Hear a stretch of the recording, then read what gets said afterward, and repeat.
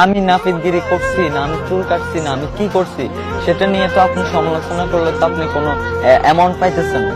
পাইতেছেন না। তো এটা আপনি শুধু শুধু বলতেছেন না, কেন বলতেছেন? মানে আমাকে লজ্জা দেওয়ার জন্য। এটাই তো।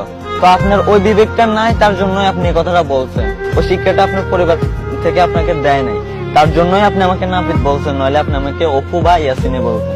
আমি নাপিতগিরি করছি না, আমি চুল কাটছি না, আমি কি করছি সেটা নিয়ে তো আপনি সমালোচনা করলে তো আপনি কোনো অ্যামাউন্ট পাইতেছেন না। পাইতেছেন না। তো এটা আপনি শুধু শুধু বলতেছেন না, কেন বলতেছেন? মানে আমাকে লজ্জা দেওয়ার জন্য।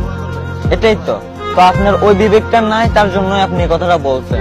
ওই শিক্ষাটা আপনার পরিবার থেকে আপনাকে দেয় নাই, তার জন্যই আপনি আমাকে নাপিত বলছেন, নইলে আপনি আমাকে অপু বা ইয়াসিনে বলছেন।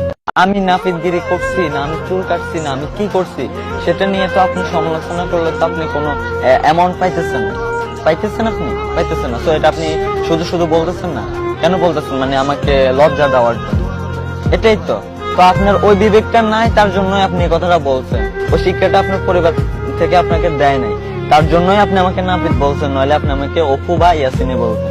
আমি নাপিতগিরি করছি না, আমি চুল কাটছি না, আমি কি করছি সেটা নিয়ে তো আপনি সমালোচনা করলে তো আপনি কোনো অ্যামাউন্ট পাইতেছেন না।